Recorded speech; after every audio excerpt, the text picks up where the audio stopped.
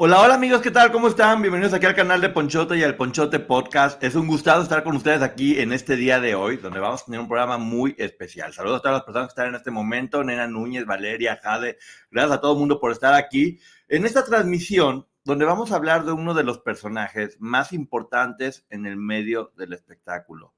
Creo que difícilmente alguien podrá lograr llegar a tener el poder que este personaje tuvo.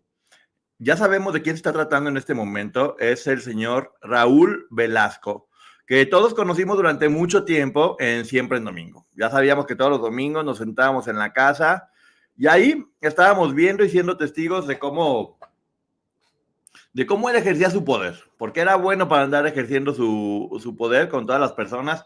Hay muchas historias referentes a él, a que se portaba bien, que se portaba mal, que si, que si era novio de una persona, que si era muy poderoso, que si... Muchas cosas que ahorita vamos a estar resolviendo para todos ustedes, porque hay que hacer una investigación especial. Vamos a hablar aquí de la verdad de Raúl Velasco. Vamos a ver de sus amantes, sus misterios y cosas que pocamente se han dicho pocas veces se han dicho de él. ¿Por qué? Pues no sé, vamos a analizar este momento.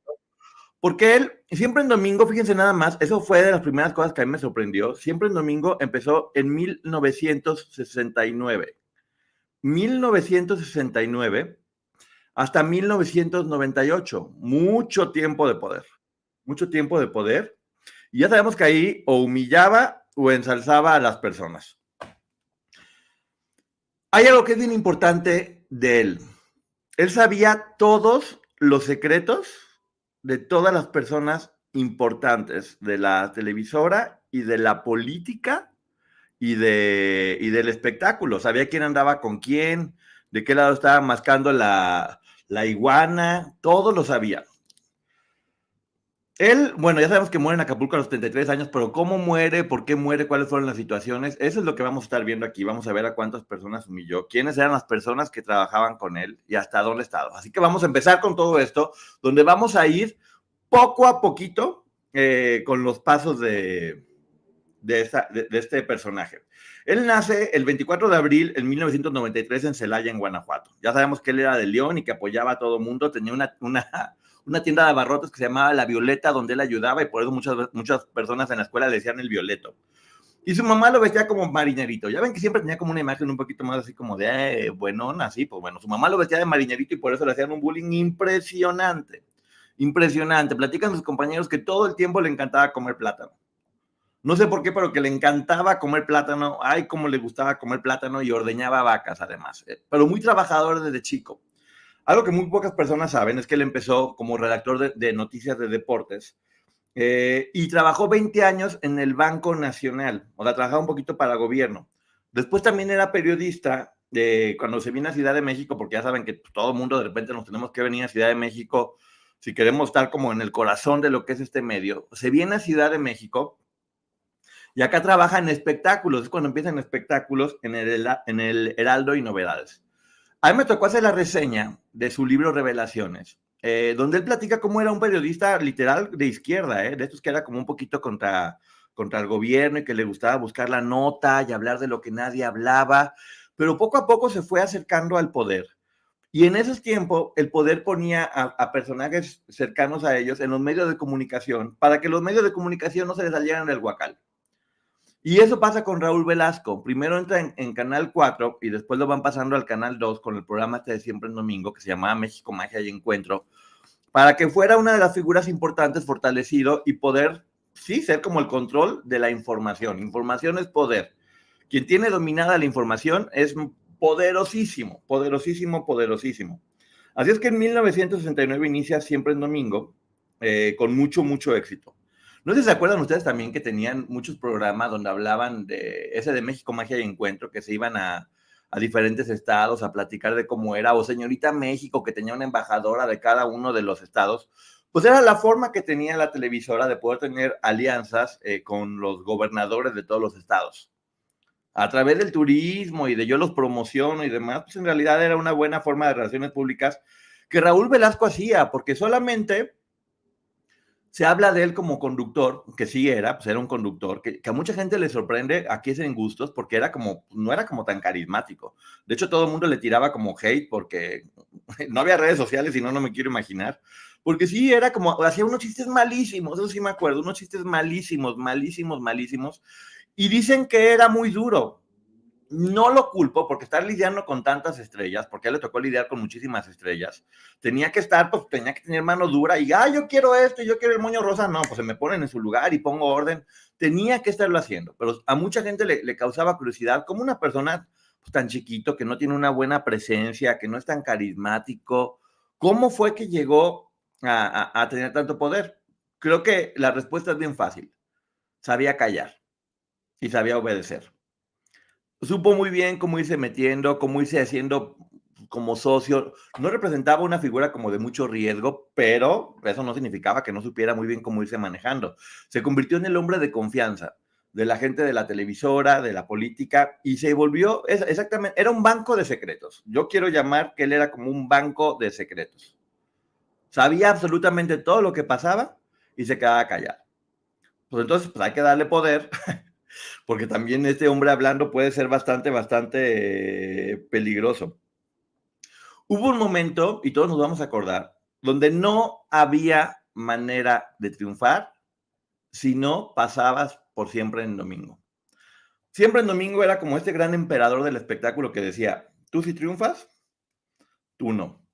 Porque además tenía contacto con todas las disqueras. Ninguna disquera se quería pelear con Raúl Velasco porque no iba a poder promocionar sus artistas y todo tenía que ver con ventas. En ese momento hay que recordar que Televisa también era un monopolio que básicamente tenía controlado el país. Era únicamente un partido social, un partido político que estuvo en el poder muchos años aquí en México, que era el PRI, y Televisa era la única televisora realmente fuerte. Y Mevisión o no tenía tanta fuerza en ese momento. Y hay que acordarnos que según los libros que hemos estado reseñando, había varios canales, había el canal 4, el canal 2, y que llegó el presidente y les dijo, ¿saben qué? Yo no quiero estar lidiando con tantos, hagan una sola empresa, y que se llamó Televisa, precisamente, Televisión Vía Satélite. Entonces, no había de otra. Tú veías o en el canal 5 caricaturas o en el canal 2 veías a fuerzas, todos vimos Siempre en Domingo, Burbujas, todas las telenovelas, por eso tenían 80, 90 puntos de rating. Y eso obviamente generaba que él, dentro de este gran poder de emperador, podría decirle a las personas, esto sí me gusta, esto no, y no eran sugerencias, eran órdenes. Porque o estabas bien con él o ya sabemos que se te acababa todo el juego exactamente. Era muy conocido también, porque le gustaba, ya saben, el budismo, que pues, es algo que mucha gente practica, pero también tenía como mucho contacto ahora conocemos, organizaciones coercitivas, le gustaba mucho practicar yoga, que eso no tiene que ver con organización coercitiva, pero sí estaba como con muchos chamanes y estas pseudociencias de las que hoy se habla mucho. Él fue de las personas que empezó como a meter a muchas, de hecho la cienciología, dicen que también formó parte él de la cienciología y metió a mucha gente importante. Dicen en el libro Nación TV, bueno, pero si eres buen budista no te portas así de feo, bueno, pues por lo menos lo practicaba, capaz que si no lo hubiera practicado se portaba peor. En el libro de Nación TV hay una anécdota que me gusta mucho que dice que estaba con coaches que los hacían que a través de vibraciones los rábanos crecieran y se volvieran gigantes y que curaban y demás. Entonces, él fue quien era como la puerta de entrada a todas estas pseudociencias o cosas ocultas y varios de ellos, lo cual también nos explica por qué tantas personas pueden entender cómo funcionan estas organizaciones y algunos de ellos, alumnos de él, se replican, porque sí, él tenía dos brazos muy importantes, que era Patti Chapoy, que hoy por hoy sabemos que es la persona que la rifa en el espectáculo en México. Ella empezó de muy abajo, jalando cables, siendo mujer, logró hacerse de un lugar ahí. Y una persona que era un joven músico que metió su hermano que empezó también siendo comentarista de deportes, pero después se volvió el mero mero de las cuestiones legales de la empresa, que era un joven Sergio Andrade, al cual él empoderó, le gustó su talento según decían, y lo fue haciendo parte del equipo, con varias cosas que ahorita vamos a estar viendo. Sí está hablando aquí todo el mundo de, cuántos momentos incómodos generó mucha gente, Pueden ver luego videos. Hay uno especialmente con Shakira, donde él la abraza y se porta como demasiado encimoso y Shakira estaba toda incómoda, le dice de que, ay, que cómo te mueves y demás, y le dice Shakira, pues era 1,62 de estatura, y le dice, no, pues como los perfumes, chiquito, pero muy bueno y demás, y Shakira pues tenía que sonreír porque estabas al lado del gran emperador, se sintió muy, muy incómodo. Durante mucho tiempo, en México no quería que se entrara el rock and roll o no entraban muchos artistas de fuera, porque era, bueno, de hecho, no sé si se acuerdan ustedes, pero ni siquiera podíamos tener chocolates de fuera o dulces de fuera. Todo era aquí generado en el país y se volvió como en un conflicto de intereses. Que si está la novia de alguien y quieres que la promocione, pues ya sabes, tienes que portarte bien de alguna otra forma. O que este es mi amigo, promocionalo muy bien, yo promociono pero dale de alguna otra forma. Por ejemplo, Luis Miguel, ya se sabe que Luisito Rey se contactó con, según mencionan en su libro, con el Negro Durazo y a través de los contactos, Andrés García llegó a cantar en la fiesta de uno de los presidentes y ahí fue cuando le dijeron, pues promocionanos a este muchacho y bueno, el muchacho un talento impresionante, por ejemplo, como uno de los casos de los que se ha estado hablando. Así llegaban muchos de los artistas. Sí, se presentaron gente muy importante siempre en el domingo de las Spice Girls, Whitney Houston, mucha gente importante se fue presentando porque era una plataforma realmente importante. América Latina se fue convirtiendo poco a poco en un gran, gran mercado y él lo dominaba todo el tiempo. Me llamó la atención Tina Turner, que casi casi dijo, bueno, pues a pesar de estar viejita, sigue triunfando ella y es un ícono. Tenía 44 años Tina Turner. Como en aquel momento a las mujeres se les ponía esta estampa tan fuerte. Solamente tenía 44 años y ya estaba hablando de ella como si fuera viejita. De repente tiene a Joan Sebastián en el programa. Joan Sebastián le dice, ¿te acuerdas cuántas veces me cerraste las puertas? Y el otro estaba todo como, gracias, vamos a cambiar de tema. No, tú me cerraste muchas veces las puertas. Ya sabemos muchas historias que se cuentan de Joan Sebastián, que también tenía un poder por otros negocios, según se comenta, no que conste nada, pero pues lo hizo muy bien, fue su música, no hay forma de que pueda obligar a la gente a que le guste, y la música de Joan Sebastián gustó, y Raúl Velasco, después de cerrarle muchas veces las puertas, en algún momento recibió la llamada de arriba de, mijo, apóyalo, no, pero, mijo, apóyalo, porque eso sí, él tenía mucho poder, pero tenía que obedecer. A él le daban una orden y agachaba la cabeza porque en ese momento el tigre tenía una personalidad muy fuerte. No había forma de darle la contra. Él menciona en su libro que él sí discutía con el tigre porque muchas cosas no le gustaban. Se ve a sí mismo como un poco alguien revolucionario dentro de la empresa. Que si no le gustaba la línea, veía la forma de irlo metiendo poco a poco. Y sí le creo porque él sí tiene una formación de periodista. Él sí durante mucho tiempo fue periodista, un buen periodista. Y no podía evitarlo. Digamos que tomó un puesto ejecutivo. Yo diría que era también como relaciones públicas de la empresa. Él era quien manejaba todas las relaciones de la empresa y por eso sabía cómo hacerlo. Video épico, yo no sé cómo se le ocurre, ¿se acuerdan cuando salió Talía y le dijo, qué bueno que te quitaron lo corrientota? Qué bueno que te quitaron lo corrientota. Talía en ese momento acaba de sacar su primer disco como solista de manos de Díaz Ordaz, hijo de un expresidente, que tuvo muy buena relación con Televisa. Y él tenía una imagen mucho más, pues ya saben, de Estados Unidos, querían revolucionar junto con Thalía, fue cuando sacó esta de un pacto entre los dos, que salió como medio alzado, y él cuidaba mucho los valores de la familia.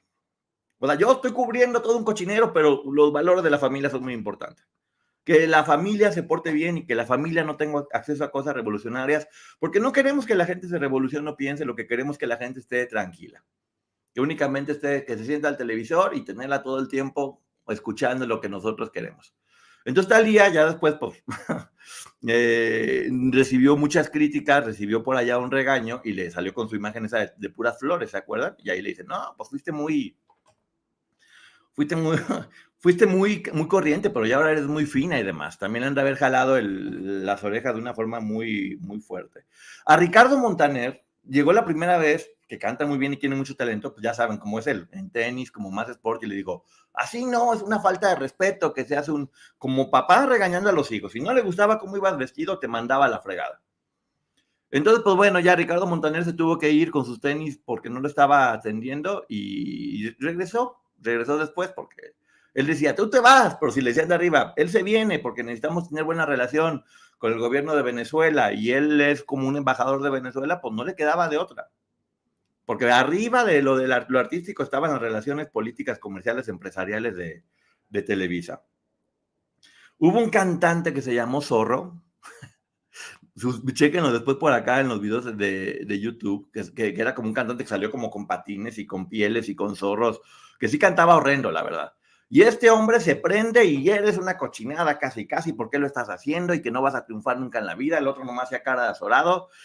Y a la semana que entra, para que se den una idea de cómo funcionaba, ahí saca todo el ego y yo, y no me gustas y eres de lo peor. Y pues tómala, que después le dicen, mijo, es amigo de un ejecutivo, muy amigo, ay Diosito santo, que amigo de un ejecutivo, y le tuvo que pedir perdón delante de todo el mundo. También cuando llegaron con este grupo de Boquitas Pintadas, que ya estamos escuchando, hola Ceci, ya estamos escuchando lo de Boquitas Pintadas, le dijo, yo no voy a presentar aquí un grupo de prosti adolescentes. ¿Cómo fue capaz de insultar a estas menores y decirle algo así por el estilo?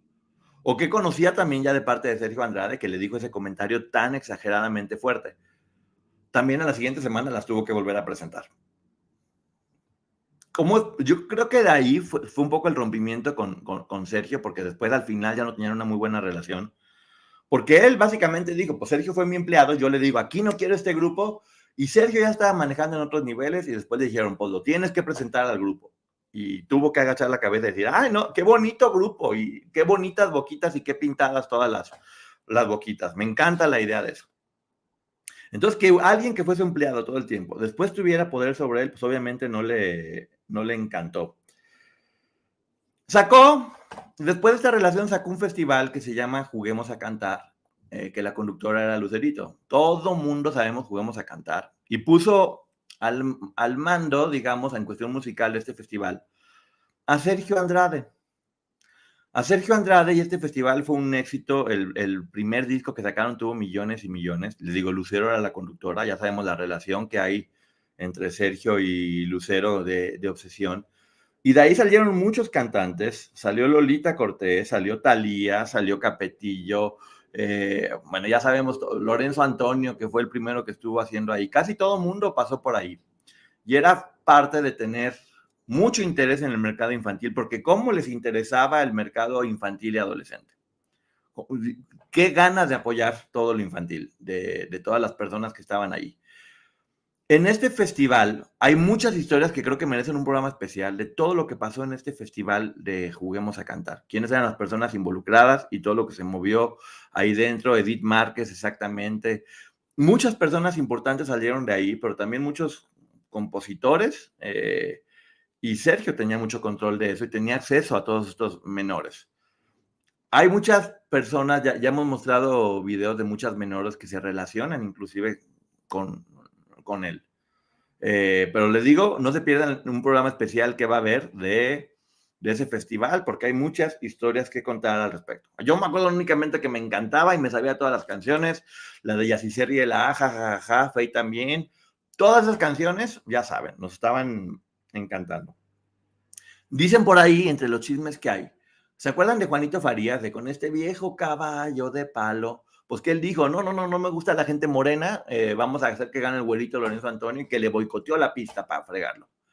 Que le boicoteó la pista a Juanito Farías y dijo, va a ganar Lorenzo Antonio porque los güeros tenemos poder, y se lo fregó a Juanito Farías, que igual fue Lorenzo Antonio tuvo muchísimo éxito y la canción es buenísima, pero Juanito Farías se ganó el corazón de la gente. Acuérdense que lo que decía el tigre en ese momento, según su libro, es, si quieren ver gente fea, que se vayan a la calle.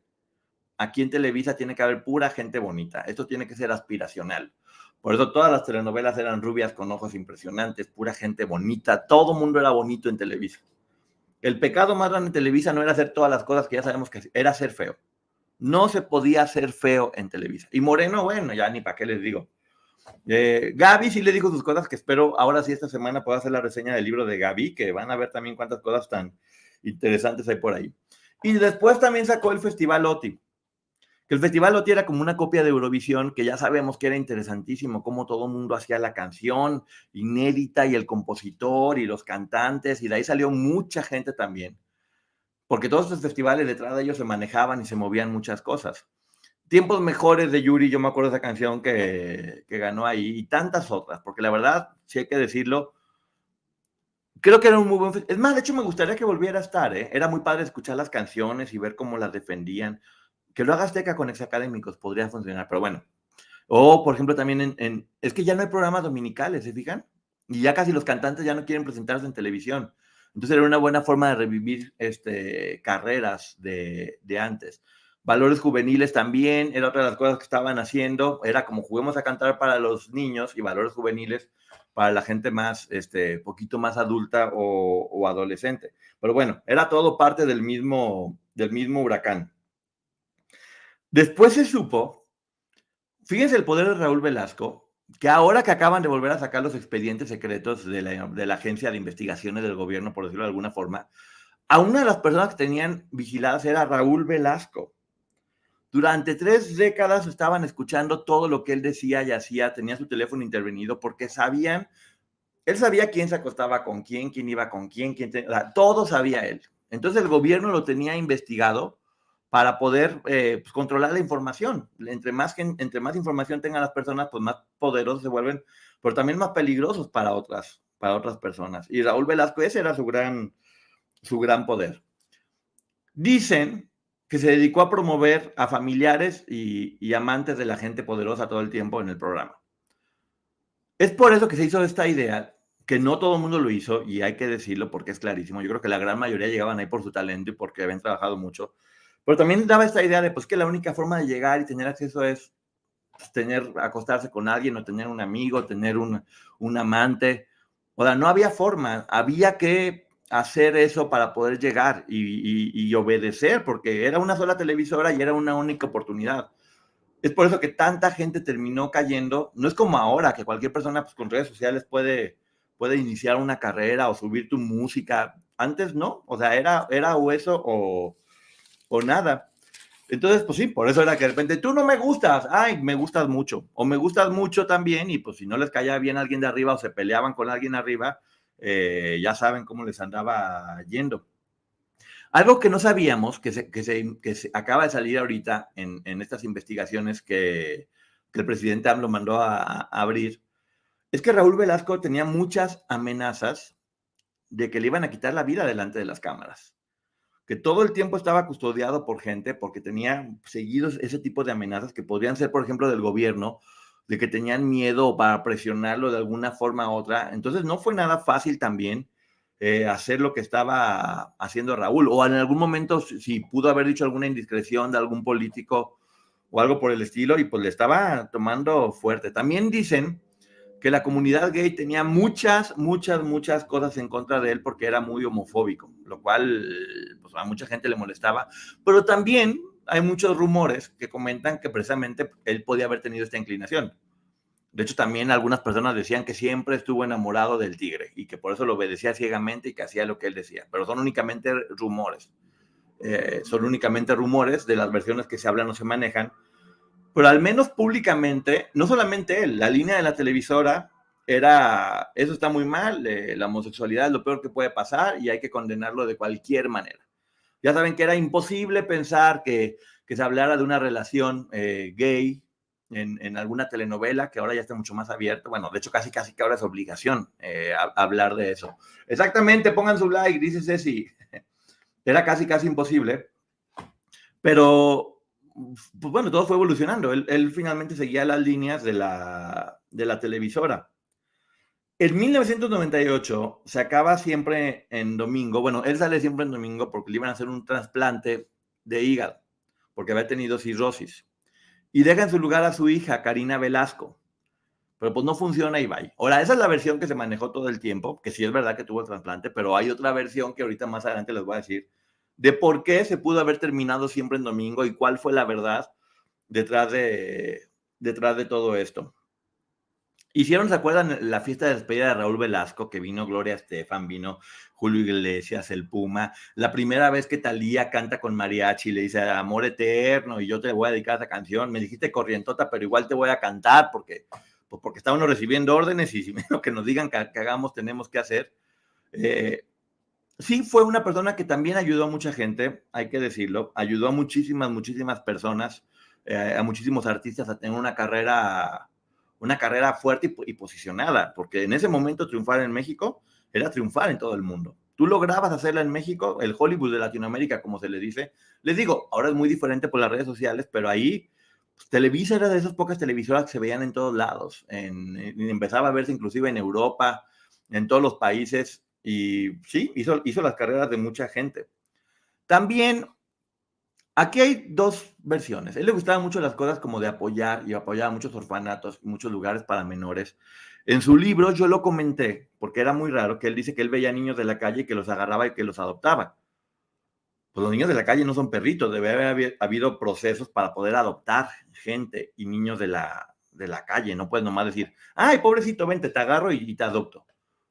Está muy raro todo eso que dice en el libro, pero también en el libro de Nación TV se habla de la historia que él vivió con una persona muy joven, una mujer muy joven de rasgos indígenas de Sonora, que terminó muy mal esta menor, y dicen que él se enamoró de ella. Y hay muchas versiones al respecto. Vuelvo a decir, esto viene en el libro Nación TV. Y lo de los orfanatos y que él adoptaba niños, lo dice él mismo en su libro que escribió y que la reseña está ahí, en De Historia en Historia. Aquí estoy mezclando toda la información de la reseña con todo esto. Siempre se habló de eso, de su buen corazón. Él menciona en este libro que mucha de la gente que ayudó, especialmente los menores de edad, luego terminaban difamándolo y hablando cosas de él, y que todos eran unos malagradecidos, porque él los ayudaba, los sacaba de la calle, les daba cuidado. Habla de 3 casos en especial en la reseña de menores que terminaron hablando de él, y él dice eso, pues que eran unos malagradecidos. En 1997, ¿cuál dicen que es la verdad de por qué se acabó Siempre en Domingo? Ya saben que el tigre pierde la vida y le pasa la estafeta a su hijo. Algo que se habla mucho es que el hijo se dio cuenta de que había muchos malos manejos dentro de la empresa, que no estaba de acuerdo, que él quería hacer las cosas diferente a lo que era su papá, y empieza a sacar a todas las personas que tenían que ver con lo que él consideraba no era la empresa que él quería. Ya hemos visto también, vuelvo a repetir, vuelvo a citar el texto de Nación TV o muchos otros libros que hablaban de eso, de inclusive de personajes que estaban vendiendo sustancias o relacionados con gente mala. Y lo que hace Emilio Azcárraga Jan saca a toda la gente los pilares más importantes que tenían que ver con esa estructura para poder limpiar y empezar de nuevo. Y es ahí donde sale Raúl Velasco. Y dicen que Raúl Velasco sí demandó a Televisa. Sí demandó a Televisa y que parte del acuerdo para poder llegar a algo y que no se hiciera más grande fue, bueno, precisamente adiós Siempre en Domingo, tú te vas para afuera y pues, se pudo haber llegado a algún acuerdo económico. Tuvo 2 bodas. La primera con la señora Hortensia Ruiz y después con Dorle, una alemana que todo el mundo conoció y se hizo muy famosa. Pero se ha rumorado, porque sí hay que decirlo en especial, que se ha rumorado de que tuvo noviazgos, por decirlo de alguna forma, con 3 personas en especial. La primera es la famosísima India María, que era un personaje buenísimo, que siempre estaban bromeando y jugando de que hay güerito, ya saben cómo jugaba. Y se ha hablado, de hecho, que tenía varias hijas. Mirna Velasco, que ella dice que es hija de Raúl Velasco y de la India María, que también dicen que la India María tenía hijas y luego las mandaba a otros lugares, las daba en adopción. Y se habla también de que se ha rumorado, porque también estoy seguro que son rumores, que la vocalista de Belanova era también hija de Raúl Velasco y de la India María, inclusive de María León también se ha hablado de eso, que era hija de la India María. Rumores hay y siempre ha habido. Se habla de que esa menor que decían con rasgos indígenas de la que se enamoró Raúl era también María Elena Velasco, la India María, pero son rumores, que siempre al lado de estas figuras tan grandes surgen muchos rumores. Otro de los grandes rumores que ha habido es que una de sus novias fue Yuri, que por eso le dio tanto apoyo. Yo creo que no, yo creo que Yuri tiene un talento impresionante, impresionante, iba a triunfar como sea. Hoy por hoy es de las máximas representantes de la música en Latinoamérica. Pero bueno, estamos hablando de parte de los rumores, y sí, decían que Raúl Velasco andaba con Yuri cuando era muy jovencita ella. Y que de alguna forma por eso nadie se metía con Yuri. En este caso, por ejemplo, Sergio Andrade, que trabajó con ella, ya vemos que a este nomás estaba viendo dónde fregaba, pues no, con Yuri no, porque aguas, está protegida por el patrón Raúl Velasco. Yo más bien creo que estaba protegida por su mamá, que ya sabemos que la señora se andaba cargando con un arma para defender a su hija como fuera. Mamá gallo le decían, y dudo mucho honestamente que haya pasado, pero bueno, se mencionaba. Y otra con la que se le relacionó sentimentalmente fue con Rebeca de Alba, porque todo el mundo decía, como una chava que concursó en Señorita México y que quedó en segundo lugar, de repente dice, ay, te voy a apoyar mucho. Y la volvió la conductora principal y le, ay, qué bárbaro, cómo la apoyaba. Y sí, pues Rebeca por su trabajo logró ser una conductora muy reconocida, pero se hablaba siempre de esa relación entre Raúl y Rebeca de Alba. Hubo también un problema muy grande, porque no ustedes se acuerden que hubo un momento donde Hacienda dijo, vamos a poner de ejemplo y vamos a meter a varios famosos al bote para que la gente se vaya corriendo a pagar sus impuestos. Y Luis Miguel ya vimos que era uno de los que tenían por ahí mal. Y de repente a Laureano Brizuela, a él sí lo meten al bote. Lo meten al bote porque había hecho las cosas mal, que no había pagado impuestos. Y resulta que el manager de Laureano Brizuela era el hijo de Raúl Velasco.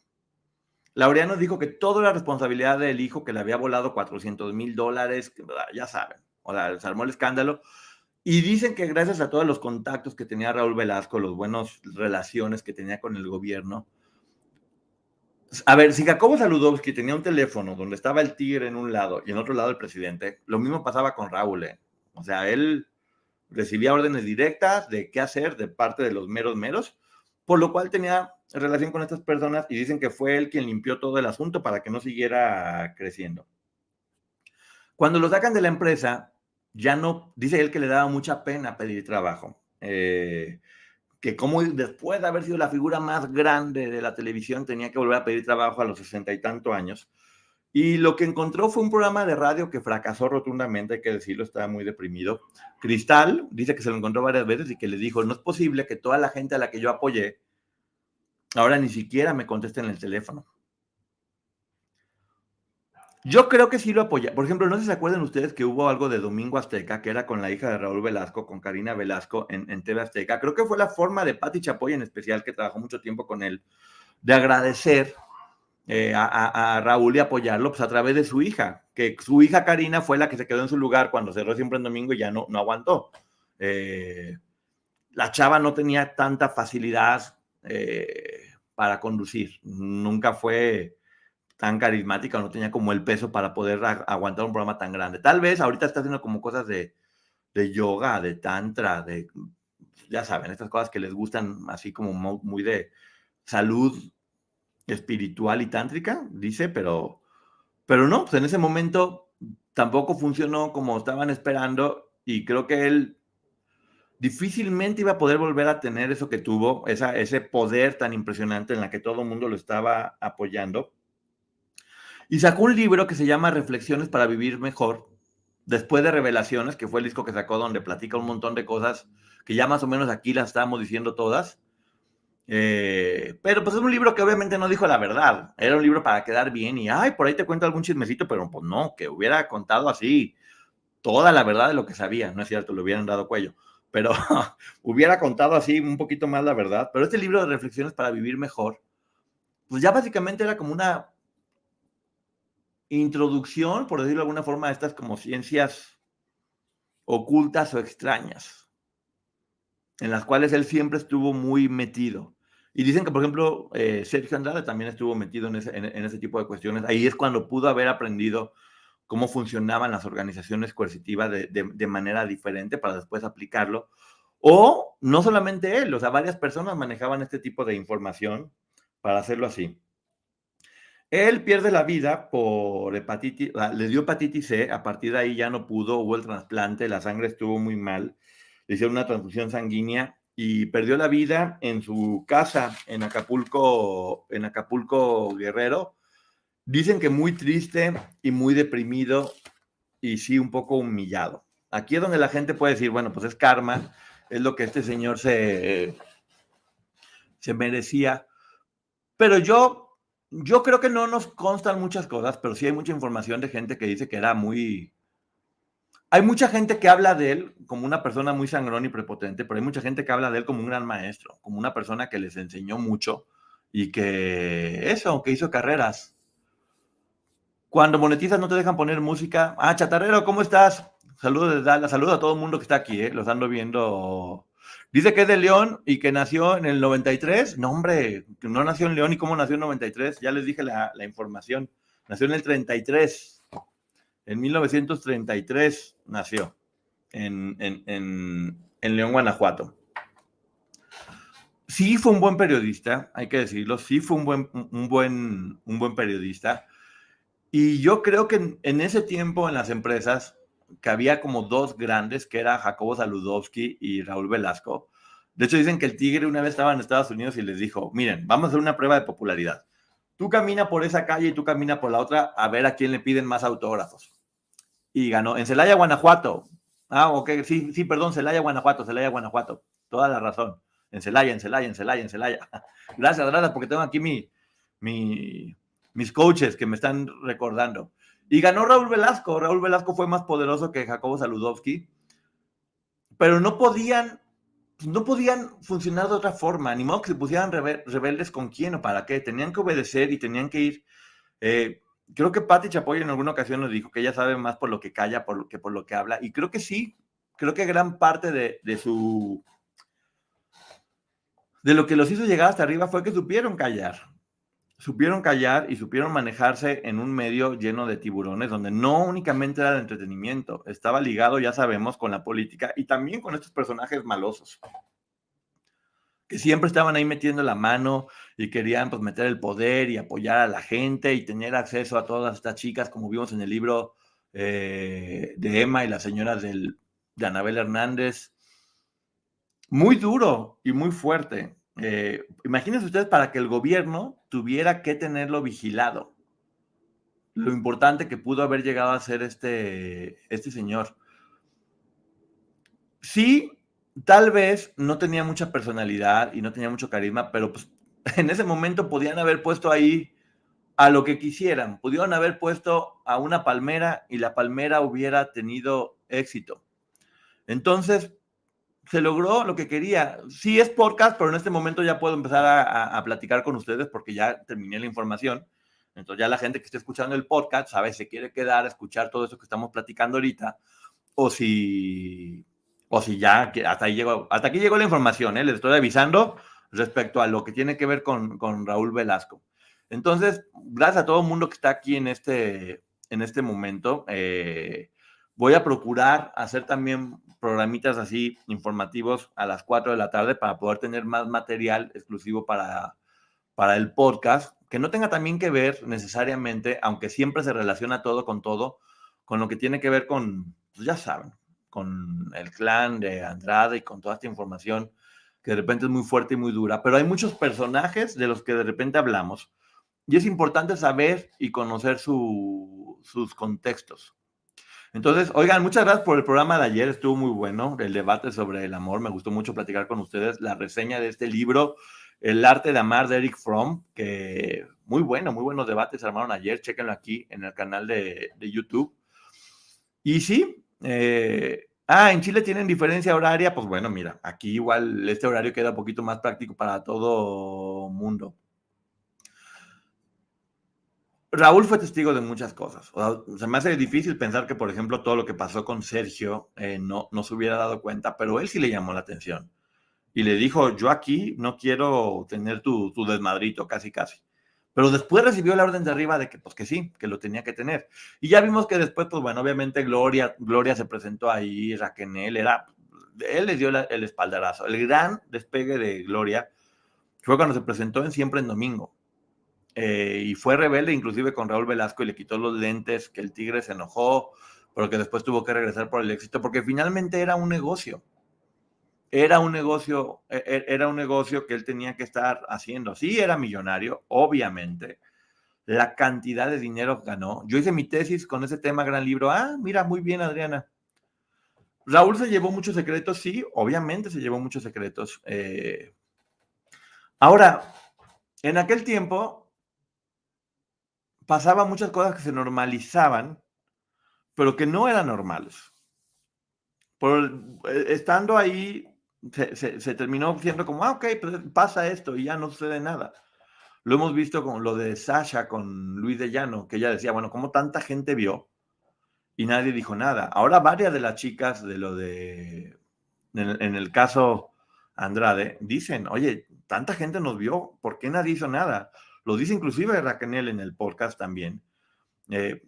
¿Cuántas personas nos vieron y no dijeron nada? ¿Por qué callaban? Y yo creo que callaban porque triste y asquerosamente era lo normal.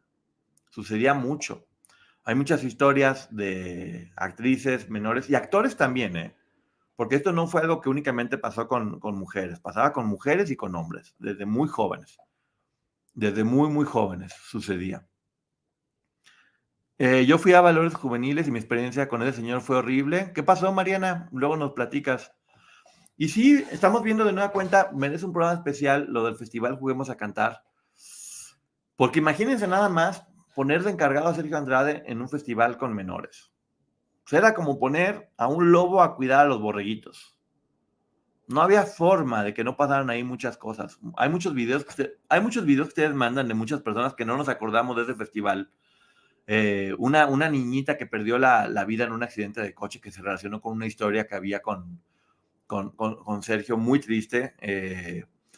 Hay otra chavita que decían que era la rubia que platicaban lo del grupo Papaya, que cantaba una canción que se llama No apague la luz, que no nos consta obviamente, pero pues también era fuerte que hubiera tanta gente joven de repente con actitudes ya como más adultas, por decirlo de alguna forma.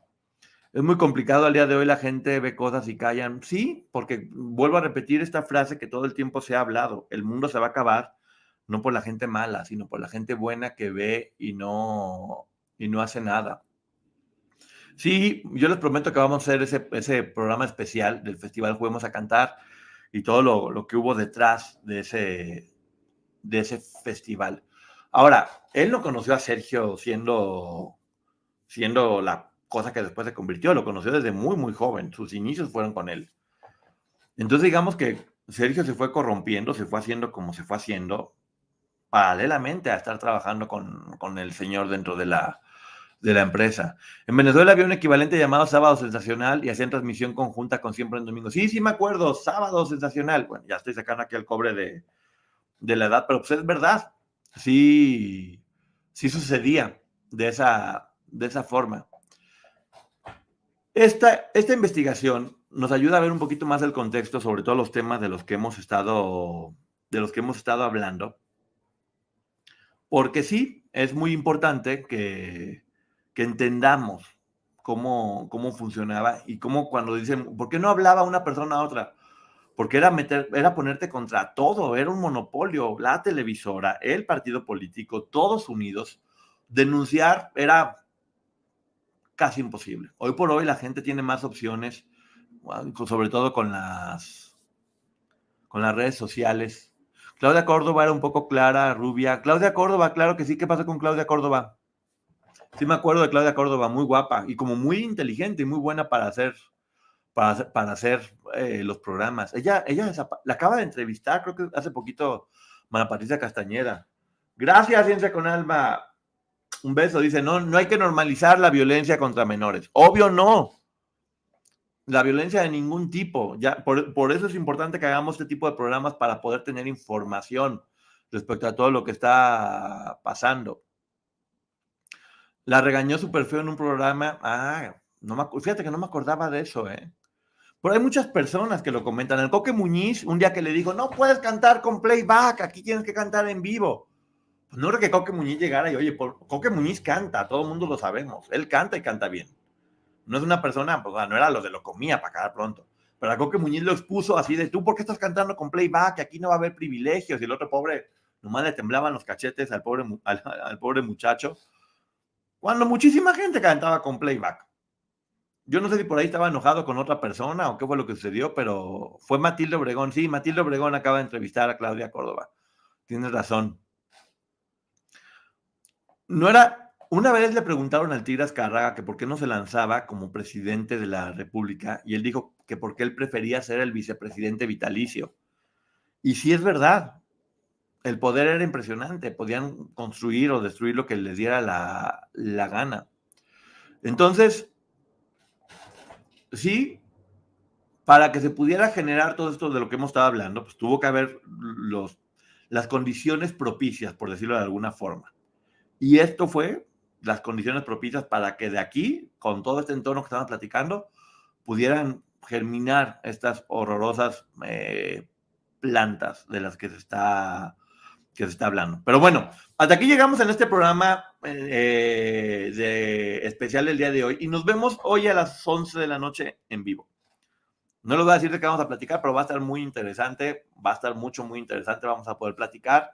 Y hasta aquí llegamos con este programita. Muchísimas gracias, que lo voy a subir en este mismo momento como podcast, ¿va? Al Ponchote Podcast, no se lo pierdan, por favor. Muchísimas gracias a todo el mundo. Ceci, productora, gracias por estar. Selene, Techangari, Rocío, Paulina, Imelda, Lola, toda la gente tan chula que está.